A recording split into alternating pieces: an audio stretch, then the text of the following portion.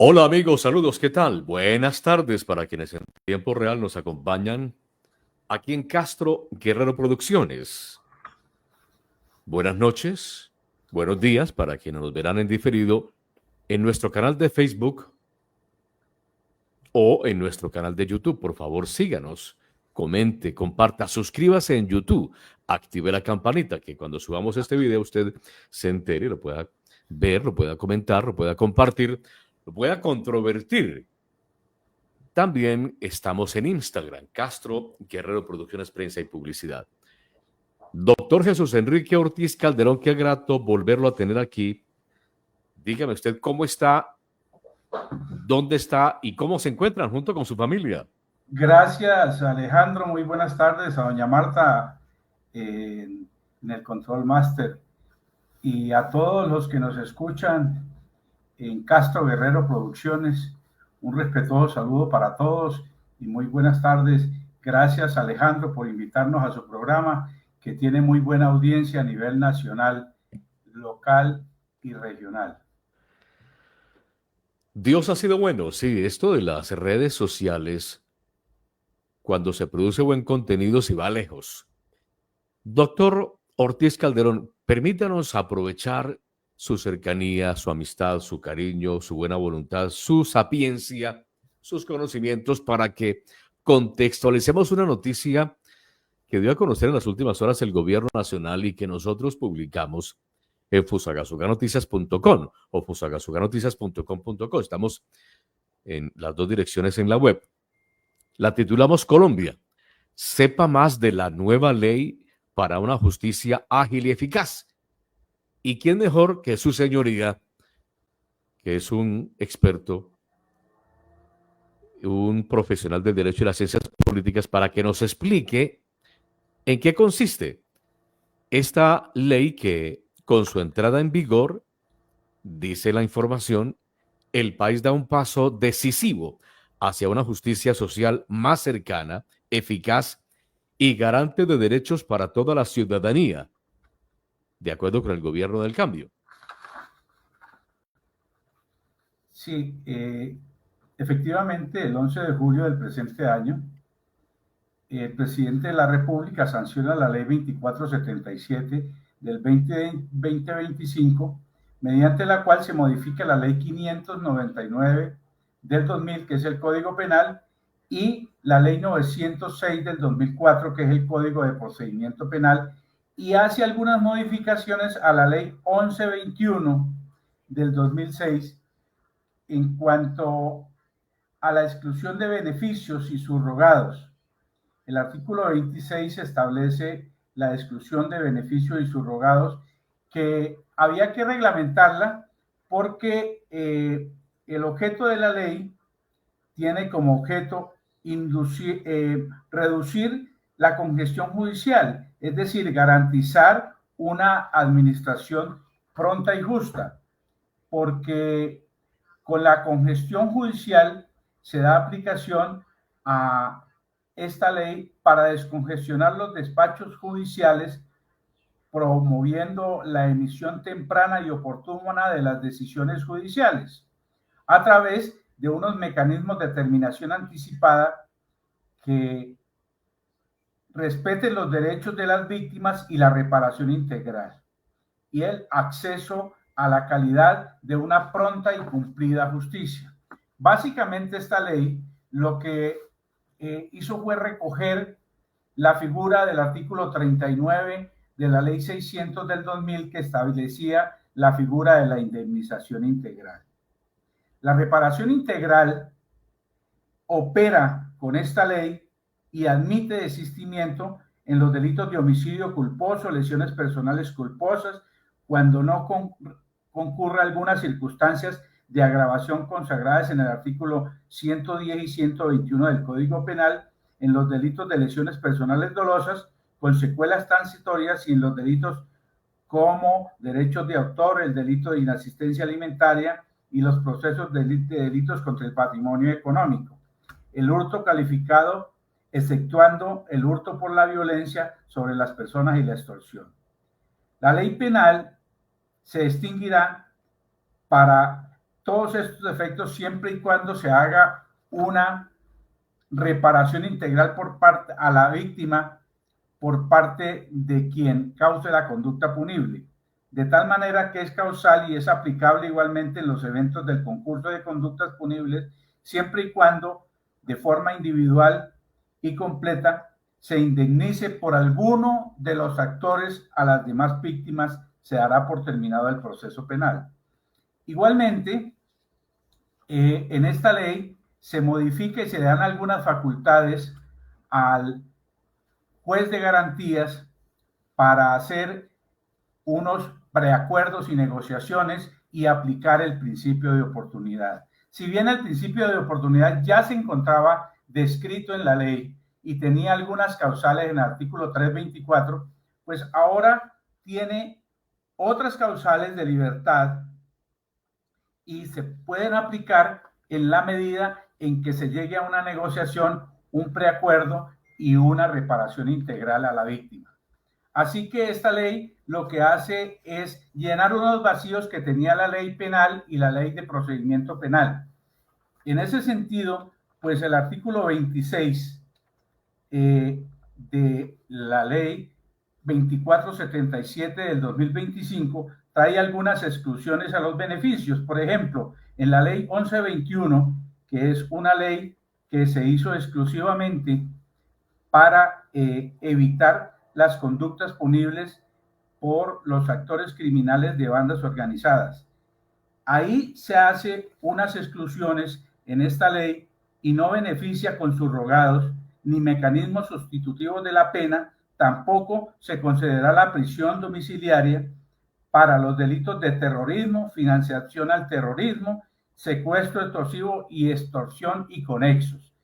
Eso había que reglamentarlo porque no se encontraba consagrado en la ley. De tal manera que ahora con estos 26 artículos se podrá dar aplicación al principio de oportunidad consagrado en el artículo 23 del Código de Procedimientos Penal, que establece en la indagación y en la investigación y en el juicio y hasta antes de la audiencia del juzgamiento se podrá suspender, interrumpir o renunciar a la persecución penal en los casos en que se establece en este código con base en el principio de oportunidad.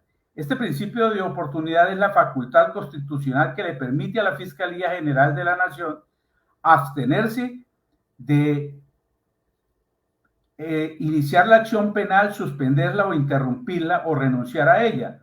Por estas razones, la política criminal del Estado, según las causales taxativamente definidas en la ley, permiten con sujeción a los reglamentos que la Fiscalía General de la Nación someta a control de legalidad al juez de garantías estas conductas. Sí, señor. Básicamente, ese es el sustento legal de la ley 600 y de la ley 906 y hace algunas reglamentaciones para los jueces de garantías en aplicación al principio de oportunidad.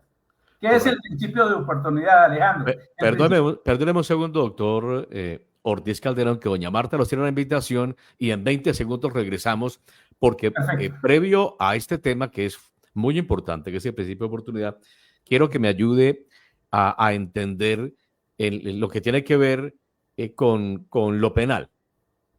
Restaurante Asadero Panadería El Granjero es el sitio para reuniones y disfrutar en familia del menú del día. Delicioso pollo a la bróster y la delicia de la panadería. Atención todos los días de 6 de la mañana a 11 de la noche. Carrera Cuarta número 913. Domicilios 313-680-6563. El Granjero. Bueno, en lo penal provee herramientas, se introduce beneficios por aceptación de cargos, con lo cual se agilizarían los procesos judiciales, se promueve la justicia restaurativa y se introducen beneficios por aceptación de cargos, con lo cual se agilizan los procesos judiciales y se promueve la justicia restaurativa. Esa partecita, perdóneme usted, esa parte tan importante, tenga la movilidad y nos la explica al detalle en un caso cualquiera que pueda ocurrir. Bueno, hay un accidente de tránsito y hay unas víctimas. Uno muerto y el otro herido. Lesiones personales, homicidio. lesiones personales culposas y homicidio. Correcto.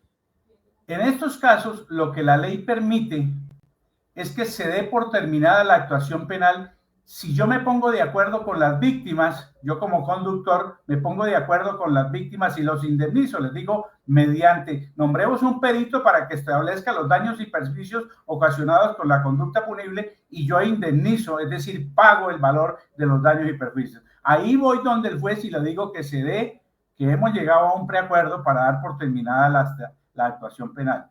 Yo acepto responsabilidad, indemnizo y se da por terminado el proceso. Acepto que tuve la culpa, generé el siniestro vial. Claro, para poder indemnizar tiene que aceptar responsabilidad. Sí, si me pongo de acuerdo con la familia de la persona fallecida y con el que sufrió lesiones personales, ¿cuánto cuesta su pérdida? Y tras ponernos de acuerdo, eso se llama justicia restaurativa, ¿correcto? Aceptación de cargos y justicia restaurativa. Es reparar los daños ocasionados con la conducta punible y restaurar el daño causado. Eso se llama restaurar, restaurativa. Pero le pongo otro ejemplo. Si alguien, un padre de familia, se sustrae al cumplimiento de la obligación alimentaria para con sus hijos y es denunciado por su madre, basta con que indemnice los daños y perjuicios ocasionados con la conducta, es decir, con la omisión de haber suministrado los alimentos al menor, para que se dé por terminada la actuación penal. ¿Sufres de caída de cabello, fragilidad capilar por resequedad en tu cuero cabelludo? Recuerda que aquí en Dermamedi somos especialistas en el cuidado del pelo. Agenda tu valoración en los números que aparecen aquí en pantalla.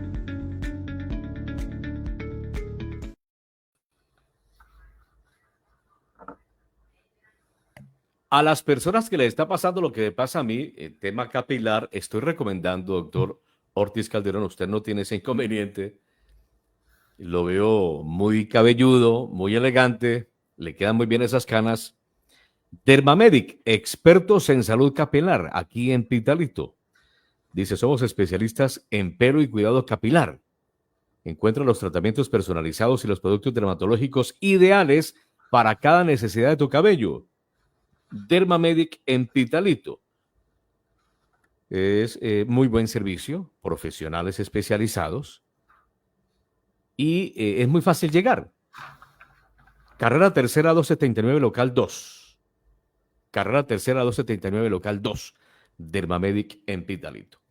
Doctor Ortiz Calderón, entonces, usted nos iba a poner, nos puso dos ejemplos, el siniestro vial, accidente de tránsito y un tema de alimentos. Pero déjeme, por favor, preguntarle, en circunstancias como si el conductor del vehículo iba en estado de ebriedad, ¿cabe también o no cabe?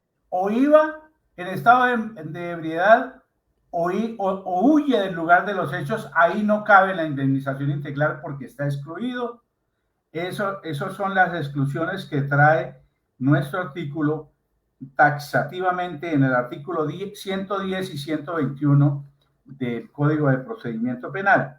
Esas son las excepciones que trae en el delito de lesiones personales. Obviamente, porque si la persona está embriagada y comete, ya cuando usted consume licor y cuando maneja, está en un estado de riesgo y la conducta es preponderante al delito, puede causar un delito, puede cometer una conducta, entonces la ley no le permite que indemnice, sino que se sigue el proceso hasta establecer responsabilidad sobre la actuación, de tal manera que esas son las excepciones. También se exceptúa el hurto calificado cuando se realiza con violencia sobre las personas y contra el delito de extorsión. Esas dos excepciones las trae la norma y además que establece que se excluyen los beneficios y subrogados cuando se trate de delitos de terrorismo, financiación al terrorismo, secuestro extorsivo, extorsión y conexos, y no se conceden los subrogados penales o los mecanismos sustitutivos de la pena privativa de la libertad o condena de ejecución condicional. Es decir, no se le podrá suspender la ejecución de la pena, ni tampoco se le podrá conceder la libertad condicional en estos delitos, que estos delitos son los que trae la ley 1121, que es una ley bien complicada. Pero básicamente la ley 2477 del 2005 introduce unos cambios en los siguientes aspectos. En la reparación integral, que se modifican aspectos relacionados con la reparación integral a las víctimas, buscando garantizar que reciban una compensación adecuada de acuerdo a los daños sufridos. Y unos beneficios por allanamientos y preacuerdos, es decir, que se establezcan unas condiciones y beneficios para que los acusados que se allanen a los cargos realicen preacuerdos con la Fiscalía y puedan terminar el proceso de manera ágil y rápido y no irnos a un juicio interminable de años. Sí, ahora sí tenga la amabilidad. Le voy a dar los 5 para que la gente, los radioescuchas, lo tenga claro. Perfecto. Adelante, por favor. Eso, y se le concede el principio de oportunidad en forma de permitiendo que ciertos casos se suspendan los procesos penales siempre y cuando se cumplan con las condiciones y se garanticen la justicia a las víctimas. Correcto. Aquí en el texto de la noticia que compartió en las últimas horas el Gobierno Nacional, en su portal web dice: la justicia más ágil y eficaz es una iniciativa que recoge un amplio consenso institucional y político para modernizar la justicia penal y alcanzar una transformación estructural del sistema judicial penal colombiano al modificar aspectos clave, usted ya lo ha repetido, de las leyes 599 de 2000, 906 de 2004 y 1121 de 2006. Esto se ve hermosísimo escrito, pero en la práctica, doctor Jesús Enrique Ortiz Calderón, realmente se modernizó la justicia penal y se va a alcanzar una transformación estructural del sistema judicial penal colombiano con esto que han llamado justicia más ágil y eficaz del gobierno del cambio que se echó a andar a partir de ahora. Mire, usted conoce mi criterio, Alejandro, porque yo ya lo he expresado públicamente y lo sigo expresando. El problema no es de leyes en este país. El problema es de política criminal. El Estado tiene que tener una política criminal clara y para determinar una política criminal clara se debe tener un suficiente número de fiscales y jueces en el país para que administren justicia. Porque nada sacamos con sacar leyes si no tenemos los operadores judiciales y no tenemos policía judicial para adelantar las investigaciones que nos permitan celeridad en los procesos penales. De tal manera que para coyuntura del sistema judicial y para volver más ágil el sistema judicial, se deben nombrar jueces y fiscales y técnicos expertos en balística y en criminalística que nos permitan a los fiscales tomar las determinaciones de manera oportuna. Este mecanismo alternativo de la ley 2477 que trae como los preacuerdos y las negociaciones y el principio de oportunidad ya estaban en la ley, pero fíjate la congestión que tenemos. Restaurante Asadero Panadería El Granjero es el sitio para reuniones y disfrutar en familia del menú del día. Delicioso pollo a la bróster y la delicia de la panadería. Atención todos los días de 6 de la mañana a 11 de la noche. Carrera Cuarta número 913. Domicilios 313-680-6563. El Granjero. Bueno, usted ha puesto el dedo en la llaga. Ahí está ese comentario corto, conciso y preciso. El tema es que no tenemos suficientes fiscales. Vea usted, doctor Ortiz Calderón, que recientemente en Pitalito nos sacaron un fiscal. Recientemente, esto hace 6 meses para acá, se fue. Y entonces reorganizaron de tal forma que los fiscales que quedaron, pues les quedó mucho más carga laboral. Es decir, lo que falta es más personal, más investigadores. Vea, no solamente eso, Alejandro. Lo que hace falta en el Estado colombiano es una política criminal clara y definida. Es decir, esto es un pañito de agua tibias desde su punto de vista. Esto lo que hizo fue llenar los vacíos que tenía la ley 599 y la ley 600. Y de paso, como había que ajustar el Código de Procedimiento Penal con la ley 906 del 2004, entonces lo que hizo fue ajustar unos procedimientos que ya venían. Por eso yo digo que aunque aquí no se dice, pero lo que veníamos haciendo era la reparación integral de la ley 600, que fue mucho antes de la ley 599, que era el Código Penal que regía. Y nosotros en el artículo 39 lo que hacíamos era la indemnización integral. Y con el fallo de la magistrada de la Corte Suprema de Justicia, Marlene de Lemus, que fue la que sacó la sentencia, nosotros los fiscales aplicábamos eso para la indemnización integral. Entonces, ¿qué lo trajo ahora la ley 2477? Lo introdujo como reforma para que la persona indemnice los daños ocasionados con la conducta punible y pueda darse por terminada la actuación penal. Los mecanismos de dar por terminada la actuación penal son aceptación de cargos, indemnización de perjuicio, oblación, desistimiento y condena. Así, de esa manera se termina un proceso penal. De tal manera que esto es un pañito de aguas tibias lo que se ha hecho con esta reforma.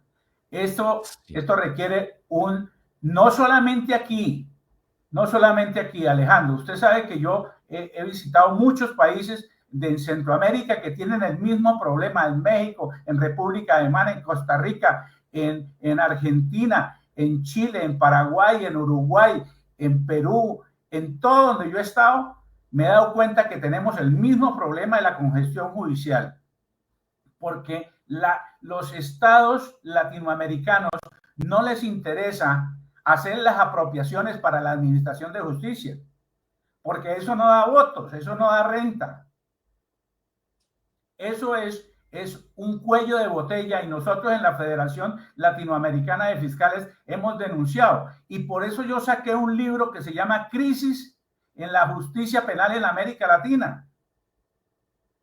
Ese libro recoge las inquietudes de todos los fiscales y jueces en Latinoamérica, en donde nos quejamos la precaria administración de justicia que tenemos, primero porque no tenemos dogmática propia. La dogmática de nosotros es copiada. El Código de Procedimiento Penal lo hicimos a la chipchombiana, lo copiamos. Yo le digo a la chipchombiana porque la Corte lo ha venido ajustando, el Código de Procedimiento, con posiciones inquisitivas, cuando esto es de un sistema acusatorio adversarial, de tal manera que el problema que nosotros hemos tenido en Colombia es que todo lo hemos venido copiando de otros países y no tenemos una dogmática que nos permita a nosotros juzgar nuestros propios delitos. No es lo mismo los delitos que se cometen en Colombia que los que se cometen en Suiza. Y nosotros traemos un sistema copiado, mal copiado, y tenemos que irlo ajustando permanentemente con fallos de la Corte Suprema de Justicia. Sí, sí. Y tampoco entonces resolvimos ese dolor de cabeza del vencimiento de términos. Mire, dice que establece los tiempos de resolución de procesos penales para que se reduzcan entre 1 y 12 meses, frente a los plazos actuales que pueden superar los 10 años. Asimismo, se espera una disminución significativa en el número de casos que prescriben por demoras procesales. Vencimiento de términos. Bueno, en el tema de vencimiento de términos, yo tengo y la he venido proponiendo y en todos los foros donde yo tengo la oportunidad de hablar, propongo la siguiente solución. El fiscal o el juez que deje vencer términos no solamente debe responder disciplinariamente, sino penalmente, por el delito de prevaricato por omisión. Y así, de esa manera, el funcionario judicial está en la obligación de cumplir los términos judiciales y no dejar en libertad a criminales que tanto daño le hacen a la sociedad. Interesante. Doctor Ortiz Calderón, hagamos por favor, si se le facilita la próxima semana, un siguiente podcast para hablar de otros temas y específicamente enfocarnos en lo que está ocurriendo en Colombia tras el lamentable suceso que tiene al señor doctor Miguel Uribe Turbay hace más de un mes en la clínica Fundación Santa Fe de Bogotá. Y el tema que se pone de moda de vez en cuando porque aparecen menores de edad. En este caso, un muchacho de 14 años que le dispara. Dicen los que saben, instrumentalización de menores en el delito. Ahondar en eso, porque está la discusión desde diferentes ámbitos. La ley de menores es muy permisiva. Totalmente. Entonces, contrato yo a un sicario menor de edad, paga, ni siquiera tiene una medida correccional. No hay centros de rehabilitación en Colombia, no existe ni uno. Está el Redentor en Bogotá, pero el Redentor no tiene seguridades porque ellos no están privados de la libertad, son medidas correccionales. De tal manera que el juez lo envía para el Redentor y de allá se escapan y siguen delinquiendo. Es que yo cuando le hablo a usted de política criminal, es que tenemos que sentarnos con el gobierno nacional en donde todos podamos participar y planteemos la necesidad de hacer una política criminal de acuerdo a los presupuestos que requiere la justicia. De tal manera hacer una política criminal de acuerdo a los presupuestos que requiere la justicia. Por eso, si no hay plata, no hay justicia. Si no hay plata, no hay nada. Y no hay plata, no hay nada. Y entonces, ¿qué pasa en Pitalito? Sacan a un fiscal y reparten los procesos a otro fiscal que está congestionado. Hoy, esta mañana estaba en la fiscalía porque tengo un proceso pendiente y la fiscal me decía, doctor, usted que ha sido fiscal sabe perfectamente que nosotros no podemos tramitar sino lo de preso y lo urgente.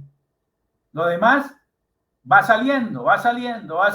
¿Pero cuándo? Si es que no hay gente con quien trabajar. Un fiscal tiene un asistente y ese asistente tiene un policía judicial para 2 fiscales.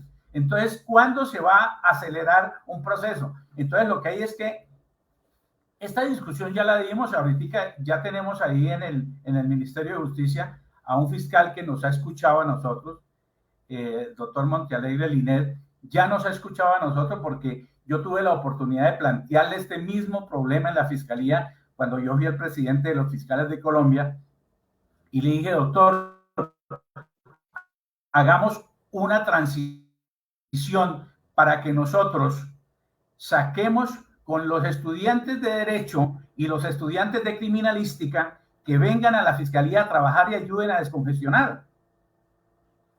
Eso lo hicimos cuando él estuvo, pero entró el otro fiscal y no volvió a meter ni a los estudiantes de Criminalística ni a los estudiantes de Derecho para que apoyaran a la fiscalía. En Pitalito sería muy bueno que los muchachos que estudian Derecho en la universidad vayan a los juzgados y a la fiscalía y hagan sus prácticas. Excelente. Eso permite descongestionar la justicia y eso permite que ellos aprendan para que en futuras oportunidades puedan administrar justicia. Para que se vayan fogueando. Me parece el tema bien interesante. Exacto. Para que vayan y siquiera empiecen a tener conocimiento de los términos judiciales y por qué la gente queda en libertad y por qué no se procesa a la gente en los términos que establece el Código de Procedimiento Penal y por qué es que hay tanto abogado, en cada familia hay un abogado y no sirven para nada porque salen y no saben nada. Doctor Ortiz Calderón, le agradezco mucho, me gusta su franqueza, su sinceridad y la solvencia con la que nos explica estos temas. Si Dios lo permite, el miércoles próximo hacemos un segundo podcast hablando específicamente. Hablemos de la justicia de menores y tocamos el tema de la política de menores en cuanto al código de infancia y adolescencia y en cuanto a las garantías que se les dan, porque esto es un Estado garantista. Ahora ya totalmente. no se puede hablar. Ahora digo yo que van los estudiantes de Derecho a las universidades y no saben nada y me denuncian, porque me dicen que lo estoy calumniando. Porque No. Terrible esa afirmación, y en redes sociales, entonces el delito de odio, le van a aplicar el delito de odio. No, y además que los estoy calumniando, que ellos sí saben, que ellos son doctores. Calumnia e injuria. Claro que una calumnia y una injuria en la fiscalía dura 8 o 10 años y no pasa nada. Ayer tuve la oportunidad de establecer el delito de injuria y calumnia, donde le podía yo explicar al jurista que me preguntó, le dije, mire, si no hay el ánimo injuriante, no hay delito, porque esta conducta es eminentemente dolosa. Si no hay el ánimo chocandi en el delito de calumnia, no hay delito. Yo le puedo decir a otro de malas palabras, tratarlo mal y no es delito. No tipifica calumnia e injuria. No, porque es que eso requiere unos elementos constitutivos que son los ánimos, es decir, el dolo. El dolo. Cierto. Doctor Jesús Enrique, abrazo fuerte, cuídese mucho. Quiero dejarlo a usted y a la audiencia con un pequeño reel que logramos esta semana recorriendo la zona rural de Pitalito. Cada día que ando por Pitalito, cada día que andamos por Pitalito y su zona rural con doña Marta, disfrutamos de paisajes como este. Con permiso, comente, comparta. Este podcast se verá también, con el favor de Dios, en nuestro canal de YouTube de Castro Guerrero Producciones. Además, estamos en Instagram. Producción Marta Cobos. Con permiso. Gracias. Atención, comunidad rural de Pitalito. Somos el equipo Contingencia Fiebre Amarilla de la Secretaría de Salud Municipal y la S. Manuel Castro Tobar. Estamos en jornada de inspección de tanques, albercas y entrega de kits preventivos para la proliferación de vectores transmisores de la fiebre amarilla y vacunación contra la misma enfermedad. Atención, comunidad rural de Pitalito. Somos el equipo Contingencia Fiebre Amarilla de la Secretaría de Salud Municipal y la S. Manuel Castro Tobar. Estamos en jornada de inspección de tanques, alberca y entrega de kits preventivos para la proliferación de vectores transmisores de fiebre amarilla y vacunación contra la misma enfermedad.